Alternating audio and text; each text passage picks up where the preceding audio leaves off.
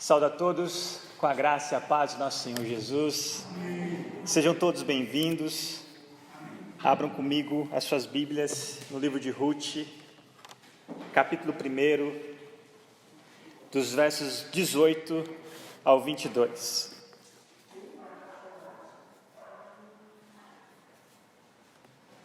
Se você puder se colocar de pé, por favor, assim o faça em reverência à palavra do Senhor, que diz assim: Quando Noemi viu que Ruth estava de fato decidida a acompanhá-la, não insistiu mais. Prosseguiram, pois, as duas até Belém. Ali chegando, todo o povoado ficou alvoroçado por causa delas. Será que é Noemi? Perguntavam as mulheres. Mas ela respondeu: Não me chamem Noemi, melhor que me chamem de Mara, pois o Todo-Poderoso tornou minha vida muito amarga.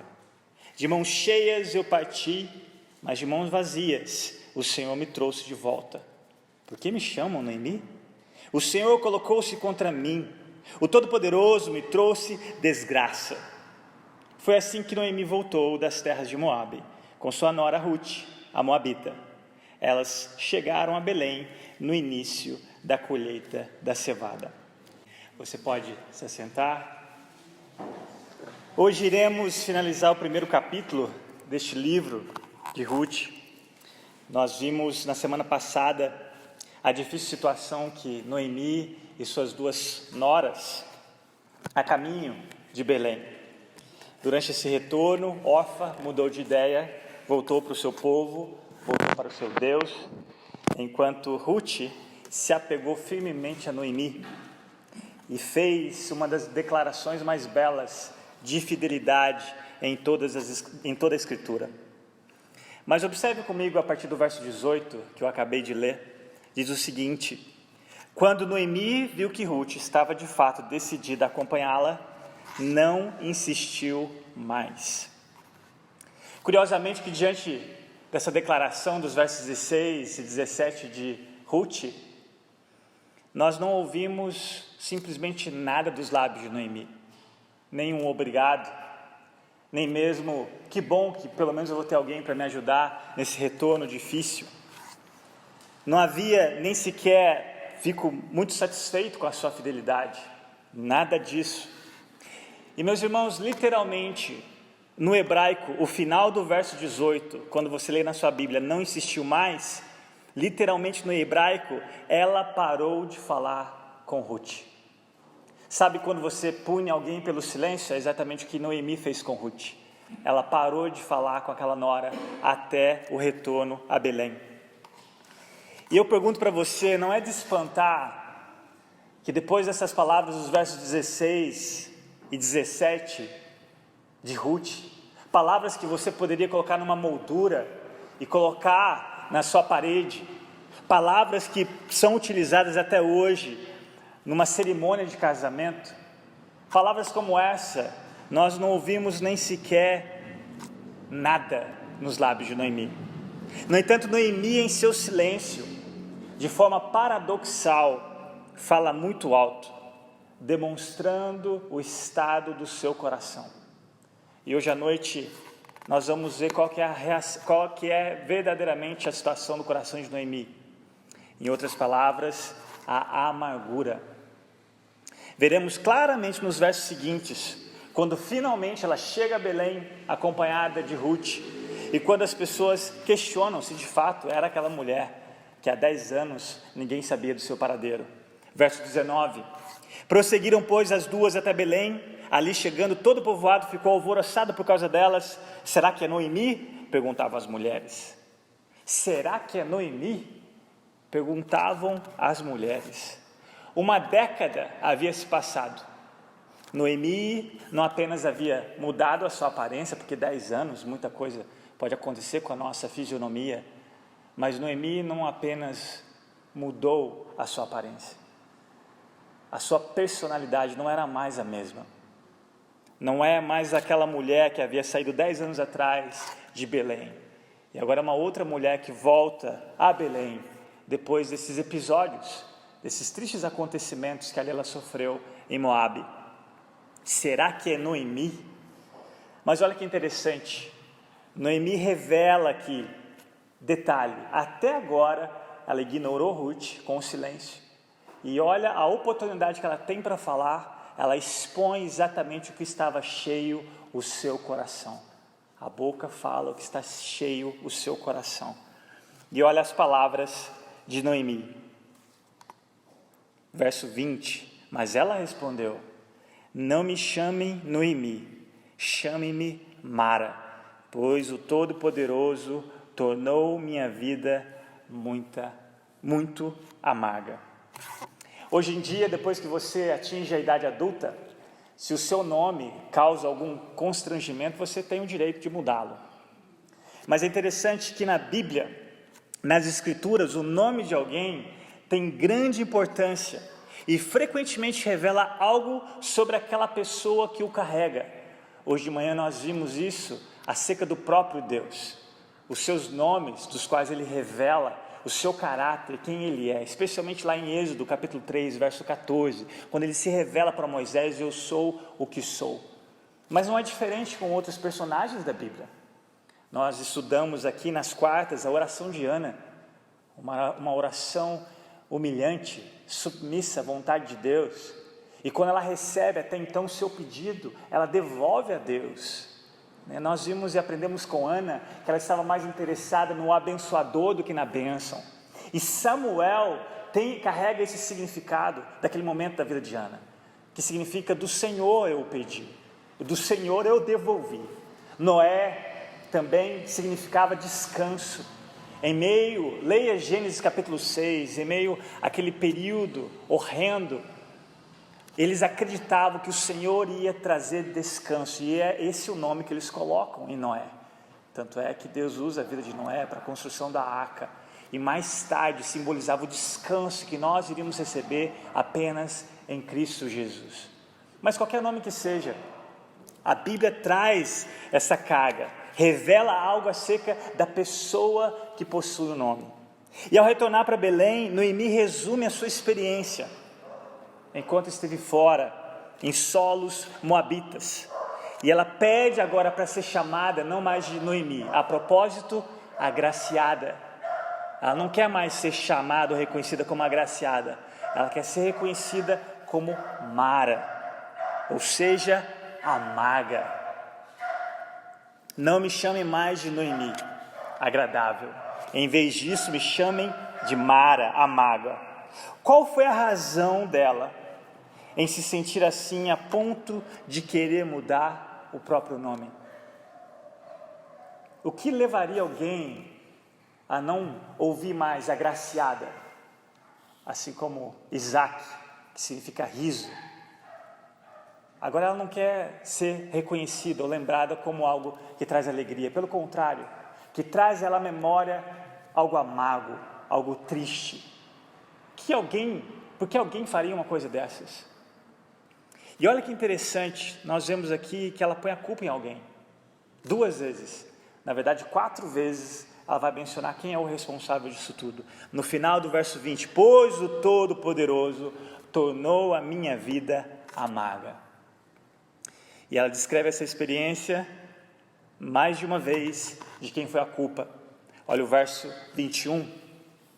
De mãos cheias eu parti, mas de mãos vazias o Senhor me trouxe de volta. Por que me chamam Noemi? O Senhor colocou-se contra mim, o Todo-Poderoso me trouxe desgraça. Pelo menos uma coisa Noemi estava certa, a respeito da soberania de Deus.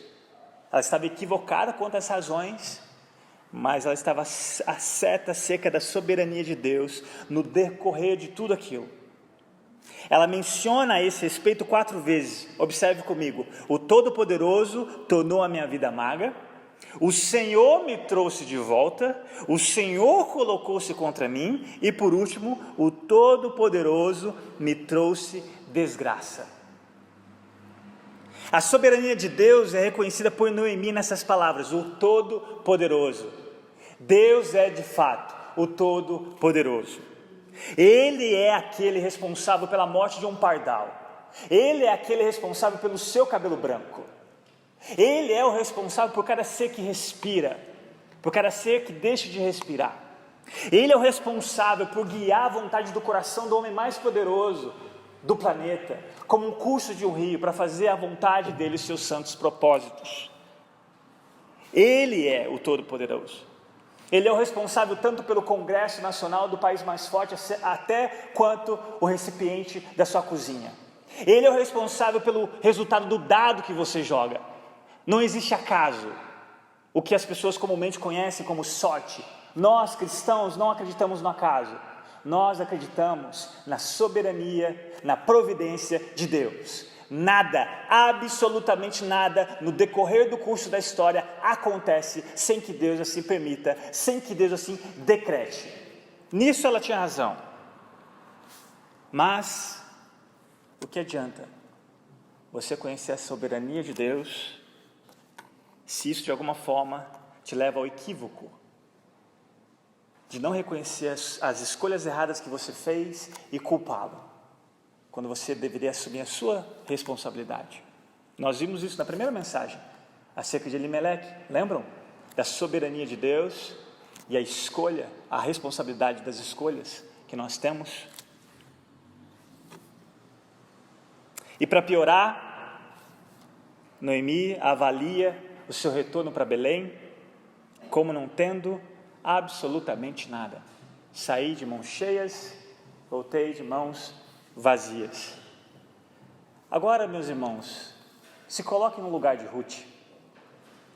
Se já não bastasse o silêncio amargo daquela mulher, com a única pessoa que se importou com ela, contrário de Orfa, agora quando ela abre a boca, ela diz o quê? Voltei de mãos vazias. E Ruth? Quem é Ruth então? É nada. E é interessante que no verso 19, todo o povoado quer saber, essa é Noemi? Ninguém perguntou, quem é essa que acompanha Noemi? Muito menos, você não ouve Noemi dizendo, essa é a única que teve compaixão de uma pobre viúva como eu, mesmo que amargurada. Você não ouve isso.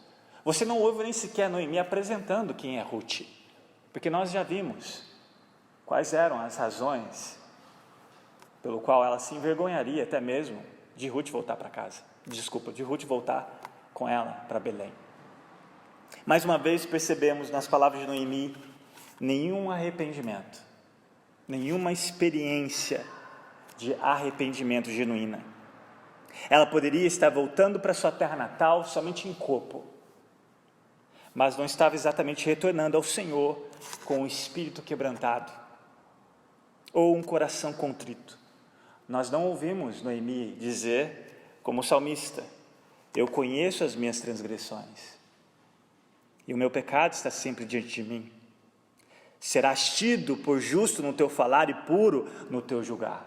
Salmo 51, verso 3 e 4. Nós não ouvimos isso dos lábios de Noemi, mas nós ouvimos Mara, amarga. E era exatamente o nome certo para Noemi agora. Porque esse nome era o nome de uma história, carregava o peso de uma história, de um fato que aconteceu com o povo de Deus, que se rebela contra esse Deus, na primeira necessidade que eles passaram no Egito, desde quando Deus os tirou daquele período de escravidão.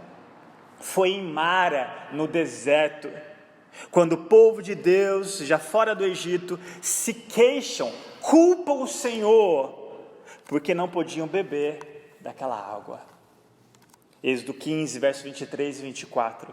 Então chegaram a Mara, mas não puderam beber das águas de lá, porque eram amargas. Esta é a razão porque o lugar chama-se Mara. E o povo começou a reclamar a Moisés, dizendo, que beberemos? Isso aconteceu apenas alguns dias, meus irmãos, alguns dias, depois que Deus, de forma poderosa, abre o mar vermelho diante do seu povo, faz com que eles passem a seco do outro lado, e ele faz com que esse mesmo mar que ele abriu, ele feche sobre os inimigos de Deus, e a primeira dificuldade com que o povo passa, o que eles fazem? Clamam por ajuda? Não, reclamam, culpam a Deus, toda a bondade que ele havia feito até então por eles, simplesmente demonstrando a verdadeira condição da alma deles, amarga.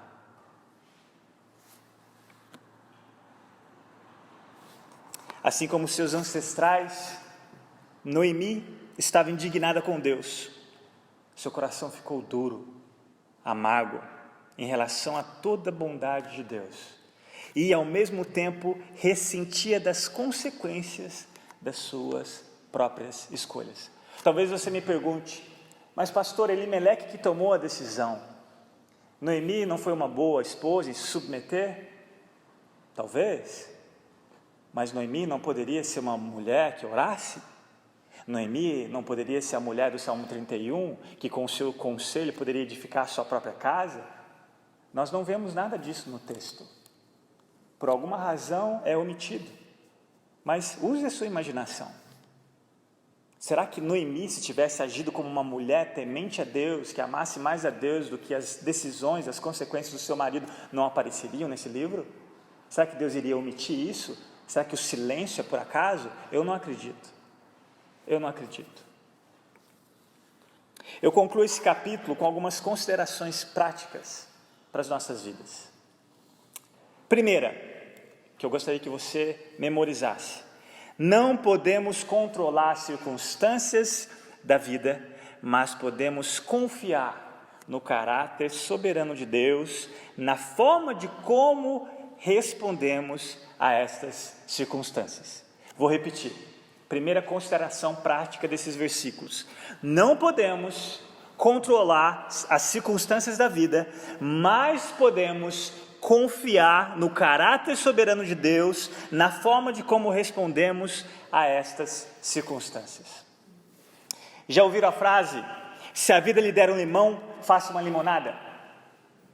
É exatamente isso que a fé faz. É ousar acreditar que Deus está fazendo tudo para o bem daqueles que o amam. 1 Tessalonicenses, nós temos um imperativo, nós temos uma ordem, não é uma opção, é uma ordem. Em tudo, dai graças. 1 Tessalonicenses 5,18. Nem sempre é fácil obedecer esse imperativo, não é verdade? Não, não é fácil. Mas, especialmente quando as coisas fogem do nosso controle, quando as coisas vão de mal a pior. Mas, meus irmãos, obedecer a este mandamento é o melhor antídoto contra um espírito amargo e crítico. Guarde bem isso. Todo mandamento do Senhor na sua palavra vem à condição de nós obedecermos. Todo mandamento do Senhor vem condicionado à obediência. Ele nos dá a condição de obedecermos. O problema é seu e é meu quando nós não confiamos na sua palavra. Segundo, abra os olhos e perceba que os seus melhores amigos surgirão nos momentos difíceis, sendo até mesmo uma oportunidade para testemunhar do Evangelho. Repito, segundo princípio prático: abra os olhos e perceba que os seus melhores amigos surgirão nos momentos difíceis, sendo até mesmo uma oportunidade para testemunhar do Evangelho. A amargura, por ser essencialmente egoísta, nos leva a ignorar as pessoas ao nosso redor, especialmente aquelas que estão dispostas a sacrificar tudo pelo nosso bem. Não foi esse o caso de Ruth em relação a Noemi? Quem são os moabitas dos nossos dias? Não seriam todas as pessoas ao nosso redor que muitas vezes supomos que não irão se interessar pelo Evangelho? O seu vizinho, você conhece o nome de todos os vizinhos da sua rua? Pelo menos da sua rua.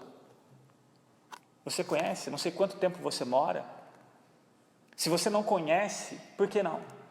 Você já tomou um café pelo menos na casa de algum vizinho? Você já foi um cara de pau, por assim dizer, de se humilhar, se é que isso é uma humilhação, de se auto-oferecer porque é uma oportunidade que talvez Deus vai te dar e talvez seja a única que Ele tenha para ouvir do Evangelho? Você acha que alguns amigos que você tem, talvez de décadas, simplesmente é para ouvir você reclamar quão amargo tem sido a sua vida? Não, meus irmãos. Se você crê na soberania de Deus, Ele tem propósito. E Deus está totalmente comprometido com a salvação do perdido. porque do contrário, o sacrifício de Jesus teria sido em vão. Talvez se procurássemos ser mais intencionais em nosso testemunho acerca de toda a bondade do Senhor em nossas vidas, do que reclamar das dificuldades que enfrentamos, como todo mundo faz, essas pessoas demonstrariam mais interesse no Evangelho do que jamais esperaríamos. Se você reclama como todo mundo reclama, que diferença você faz? Nenhuma. Pelo contrário, dá um péssimo testemunho.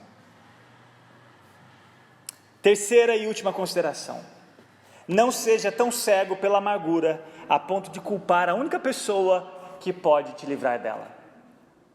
Não seja tão cego pela amargura a ponto de culpar a única pessoa que pode te livrar dela. Muitas vezes somos parecidos com Noemi. Quando as circunstâncias da vida vão de mal a pior, o nosso coração enganoso faz com que enxerguemos a Deus como um policial cósmico, à beira da estrada da vida, aguardando o momento oportuno para te aplicar a multa. Quando eu era criança, eu tinha essa ideia equivocada, totalmente errônea, de quem Deus era. Na minha concepção de Deus, da maneira com que eu ouvia as pessoas dizerem acerca dele, e não da maneira pessoal que eu poderia, pelo Espírito Santo de Deus, pela sua graça, pela sua influência na leitura da palavra, e conhecer desse Deus que se auto-revelou, mas na minha cabeça, pelo que eu ouvia, eu conhecia de Deus como alguém carrancudo, velho, olhando e observando, esperando o momento certo para eu pegar, para ele apontar o dedo e me condenar. Será que essa é a visão que você tem de Deus? Será que você acha que qualquer coisa que vai errado na sua vida, especialmente quando você obedece a palavra dele, ele está te pregando uma peça? Não, Deus não é. Em nenhum momento. Não compare Deus, nem com seu pai, nem com sua mãe, nem com seu melhor amigo. Ele é incomparável. E pode ter certeza, ele também faz coisas que você não espera que ele faça, porque ele não é como você e eu. E ele não faz nada que seja contrário ao seu santo e puro caráter. Deus não comete erros. Deus não prega peça nos seus filhos, especialmente nos seus filhos. Deus não é o bozo. Ele não faz graça com a sua vida, pelo contrário, ele transforma a pior desgraça para a glória dele, porque a graça dele tem poder suficiente para fazer isso. Quando a vida é difícil, mesmo quando as dificuldades são um resultado direto do nosso próprio pecado, atribuímos rapidamente nossa dor e perda a Deus, como Noemi fez. Toda essa desgraça é o Todo-Poderoso, é Ele que me leva de mãos cheias e me traz de mãos vazias, é Ele que faz a minha vida amarga. Quer se trate de portas fechadas em nossa carreira, dificuldades financeiras ou relacionamentos destruídos, nosso primeiro recurso costuma culpar a Deus por nossa dor. Eu me lembro quando eu sofri a minha maior decepção pessoal na minha carreira profissional. Eu me lembro que eu estava deitado na casa dos meus pais, ainda solteiro, e eu falei para Deus, eu o culpei. Eu falei que chega, para mim já bastava, não valia a pena mais ser cristão. E eu me lembro de uma convicção que eu nunca esqueço, uma convicção tão forte, que como se fosse uma voz dizendo, deixa de ser tolo, o que você já experimentou do meu amor, você não vai encontrar em nenhum lugar, em nenhum lugar. E na mesma hora eu me arrependi daquela tolice que eu havia dito contra Deus. Eu ajoelhei naquela cama e pedi perdão a Deus. Meus amados, assuma a sua responsabilidade. Se há alguém culpado aqui, é você e eu. E Deus, mesmo assim, jamais vai te cobrar dos erros, das suas culpas do passado, nem do presente, muito menos do futuro, porque Ele já condenou o seu filho. Você não precisa condenar ninguém mais, porque Jesus é o único substituto. Para de achar que as pessoas são responsáveis pelas suas culpas, ou você mesma. Não existe outro sacrifício. Você não pode e nem deve achar que ocupa o lugar de Jesus na cruz. É Ele, o único sacrifício por todos. Quando você começa a entender isso, você encontra alegria, você encontra descanso, você para de culpar o governo, você para de culpar o seu cachorro, você encontra descanso em Deus, satisfação em Deus, e melhor, não se torna uma pessoa amarga.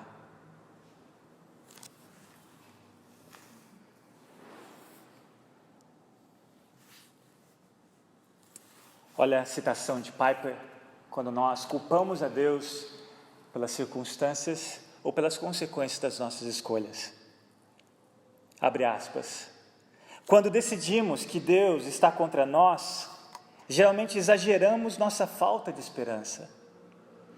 Tornamo-nos tão amargos que não enxergamos os raios de luz que surgem de trás das nuvens. Foi Deus quem deu fim à falta de comida e abriu o caminho de volta para casa. Foi Deus quem preservou um parente que continuasse a linhagem de Noemi. E foi Deus quem constrangeu Ruth a permanecer junto de Noemi. Mas Noemi está tão amargurada pela dura providência de Deus que não enxerga a misericórdia divina trabalhando em sua vida.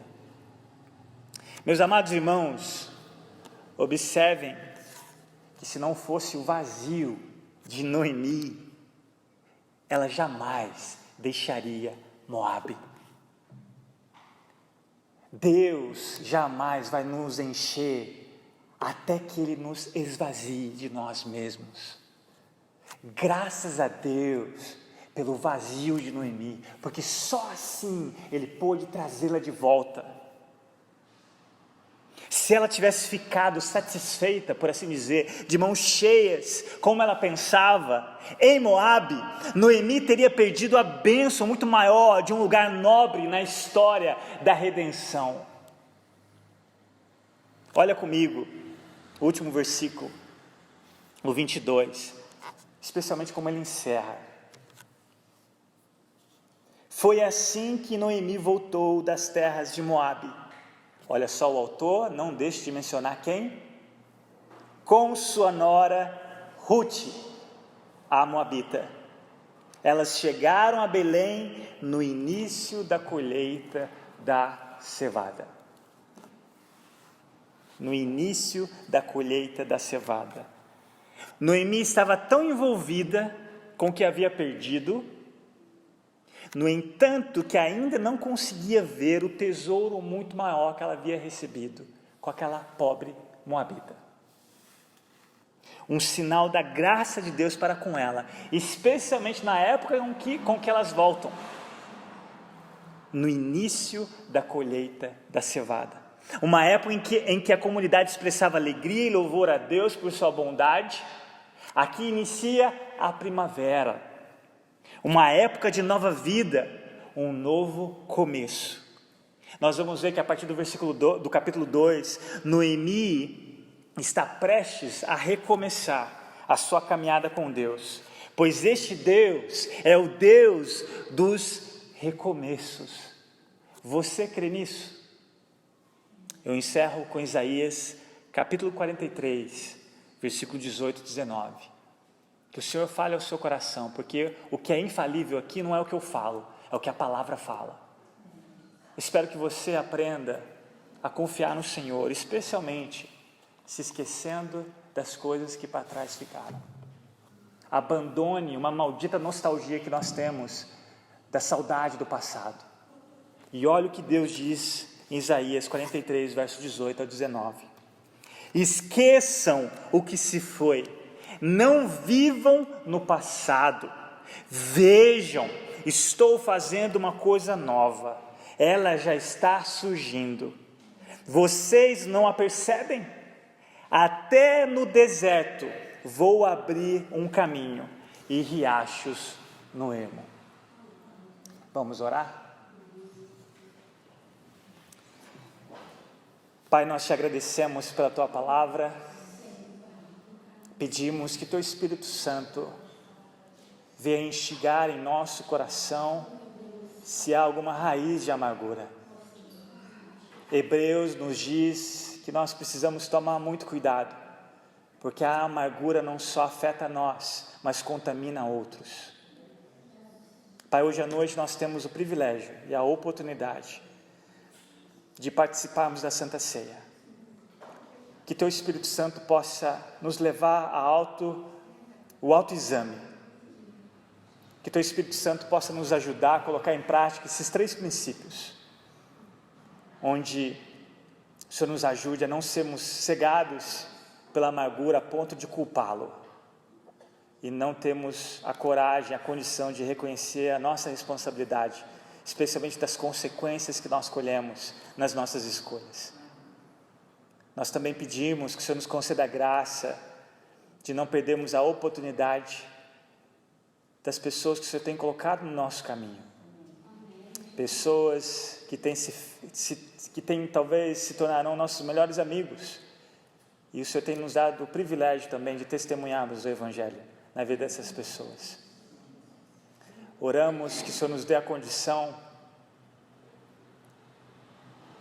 de lembrar que o Senhor é o Deus dos recomeços. Lembrar que nós não somos punidos nem mesmo pelas nossas escolhas. O Senhor já puniu Jesus no nosso lugar.